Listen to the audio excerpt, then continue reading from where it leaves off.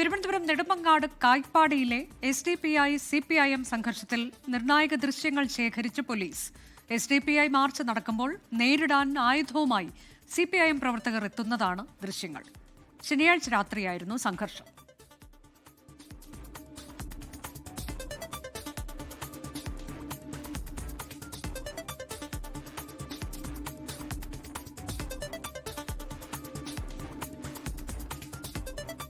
ഷഫീദ് റാവുത്തർ വിശദാംശങ്ങളുമായി. ഷഫീദ്, ഇത്ര വലിയൊരു സംഘർഷത്തിലേക്ക് കാര്യങ്ങൾ പോയതെങ്ങനെ എന്നത് തെളിയിക്കുന്ന ദൃശ്യങ്ങളാണോ ഇപ്പോൾ പോലീസിന് ലഭിച്ചത്, പുറത്തു വന്നത്?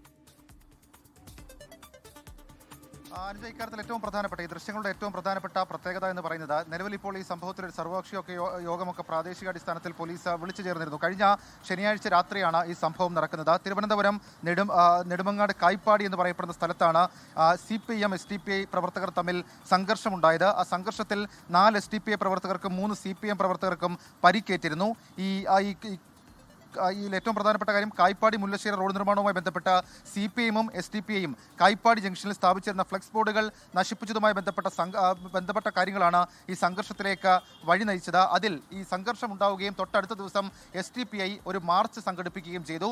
ആ മാർച്ച് നടക്കുന്നതിനിടയിൽ ആ മാർച്ചിനെ നേരിടാൻ CPIM പ്രവർത്തകർ ആയുധങ്ങളുമായി എത്തുന്നതാണ് ആ ദൃശ്യങ്ങളിലുള്ളത്. ഇപ്പോൾ നമുക്ക് ആ ദൃശ്യങ്ങളിൽ കാണാൻ സാധിക്കും. നമുക്ക് ആ പ്രവർത്തകനെ അറിയില്ല. പ്രവർത്തകൻ പിന്തിരിഞ്ഞ് അങ്ങോട്ടേക്ക് പോകുന്ന ഘട്ടത്തിൽ അദ്ദേഹത്തിൻ്റെ കയ്യിൽ ഒരു ആയുധമൊക്കെ വെച്ചിരിക്കുന്നത് നമുക്ക് ആ ദൃശ്യങ്ങളിൽ കാണാൻ സാധിക്കും. ആയുധം ഇങ്ങനെ മറച്ചു പിടിച്ചാണ് അദ്ദേഹം അങ്ങോട്ടേക്ക് നടന്നു പോകുന്നത്. ശേഷം നമുക്ക് ലഭിച്ചിരിക്കുന്ന ദൃശ്യങ്ങളുടെ അവസാന ഭാഗത്തും ഈ ആയുധങ്ങളുമായി പൊതു റോഡിൽ നിൽക്കുന്ന CPIM പ്രവർത്തകരെ കാണാൻ സാധിക്കും. ആ വിധത്തിൽ രണ്ടാമത്തെ ദിവസം, അതായത് ശനിയാഴ്ച രാത്രി ഈ ഫ്ലക്സുമായി ബന്ധപ്പെട്ട തർക്കവും പിന്നീട് അത് സംഘർഷത്തിലേക്കൊക്കെ പോവുകയും 4 SDPI പ്രവർത്തകർക്ക് 3 CPIM പ്രവർത്തകർക്ക് പരിക്കേൽക്കുകയും ചെയ്തു. തൊട്ടടുത്ത ദിവസം SDPI നടത്തിയ മാർച്ച് നേരിടാൻ എത്തിയ CPIM പ്രവർത്തകരുടെ കയ്യിലാണ് ഇപ്പോൾ ആയുധമുണ്ടായിരുന്നു എന്നുള്ള കാര്യം പോലീസ് സ്ഥിരീകരിക്കുന്നത്. ഈ ദൃശ്യങ്ങൾ ഉൾപ്പെടെയുള്ള കാര്യങ്ങൾ പോലീസ് ശേഖരിച്ചു എന്നുള്ളതാണ് ഏറ്റവും പ്രധാനപ്പെട്ട കാര്യം. ഇതിലെ തുടർ നടപടി അടക്കമുള്ള കാര്യങ്ങൾ ചർച്ചയാകും. ഏതായാലും CPIM പ്രവർത്തകർ SDPI പ്രവർത്തകരുടെ കയ്യിൽ ആയുധമുണ്ടായിരുന്നു എന്നുള്ള കാര്യം നമുക്കറിയില്ല. പക്ഷേ CPIM പ്രവർത്തകർ നടന്നു വരുമ്പോൾ അവരുടെ കയ്യിൽ ആയുധമുണ്ടായിരുന്നു.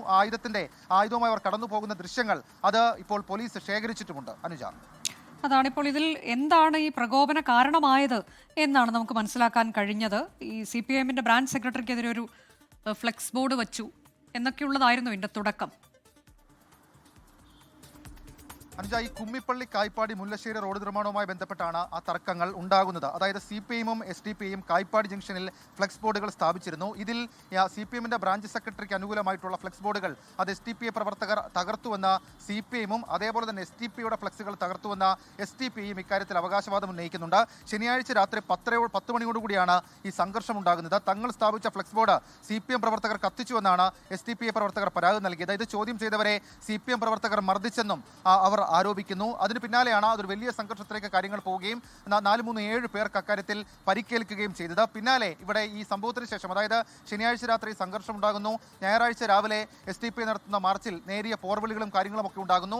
ആ മാർച്ച് നേരിടാൻ എത്തിയ CPIM പ്രവർത്തകരുടെ കയ്യിൽ ആയുധമുണ്ടായിരുന്നു എന്ന് വ്യക്തമാക്കുന്നതാണ് ദൃശ്യങ്ങൾ. അതിനുശേഷം കഴിഞ്ഞ ദിവസങ്ങളിൽ ഇവിടെ പ്രാദേശികമായ ഒരു സർവകക്ഷി യോഗമൊക്കെ പോലീസ് വിളിച്ച നിലവിൽ സമാധാന അന്തരീക്ഷമാണ്. മാത്രമല്ല ഇക്കാര്യത്തിൽ തുടർ നടപടികളുമായി പോലീസ് മുന്നോട്ട് പോവുകയാണ്. ആ സാഹചര്യത്തിലാണ് ഇപ്പോൾ ഇങ്ങനെ ഒരു ദൃശ്യം അത് പോലീസിന് ലഭിച്ചത്. അനുജ, കായ്പാടിയിലെ SDPI CPIM സംഘർഷത്തിലാണ് നിർണായക ദൃശ്യങ്ങൾ പോലീസിന് ലഭിച്ചത്. ലോകത്തെവിടെയായാലും ഏത് സമയത്തും 24 വാർത്തകളും ഓഗ്മെന്റഡ് റിയാലിറ്റി പാക്കേജുകളും എക്സ്പ്ലെയിനറുകളും വിശദമായി കാണാൻ ഞങ്ങളുടെ YouTube ചാനൽ നിങ്ങൾക്ക് സബ്സ്ക്രൈബ് ചെയ്യാം.